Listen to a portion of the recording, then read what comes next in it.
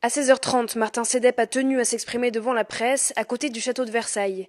Il justifie son action par le désespoir de sa situation. Je sais que abîmer du matériel d'entreprise, c'est grave, mais quand on n'est pas entendu, il faut le faire. Et quelqu'un comme moi qui travaille dur, parce que croyez-moi, c'est pas facile de temps en temps, les chaudières, c'est du boulot. Et que derrière, il est dans des cellules d'accueil où on est à côté de clochards qui puent et qui vous piquent vos affaires et qui vous piquent tout.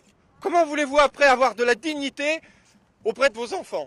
À la question incisive d'un journaliste sur les conséquences de son acte, une victime, Martin Sedep se retourne brutalement et prend la fuite. C'est pas vrai. Revenez Martin. Attendez.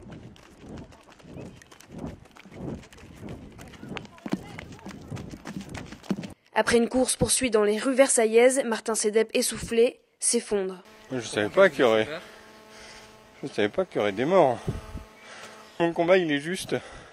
Je veux dire, des gars dans la merde comme moi, il y en a plein, mais je vais tuer quelqu'un. Et cette personne faisait partie de l'association Toi pour moi, une association qui a hébergé Martin Sedep il y a 3 semaines. Le coup est dur et la surprise grande. Je voulais pas viser cette association, j'y étais hébergé, c'est des gens formidables, c'est des gens que j'adore. Parce que c'était une chaudière qui était apportée, voilà, c'est tout. Il y a des petites pièces qui sont nazes, celle-là était naze, mais normalement, il devait y avoir personne. Pourquoi ils étaient là-bas? D'habitude, ils sont logés par la mairie, et là, ils avaient rien à faire là. On m'avait juste dit de vérifier la chaudière au cas où, mais je savais pas qu'il allait avoir un dîner, moi. Épuisé par ses émotions, l'homme s'éclipse, sans laisser de traces.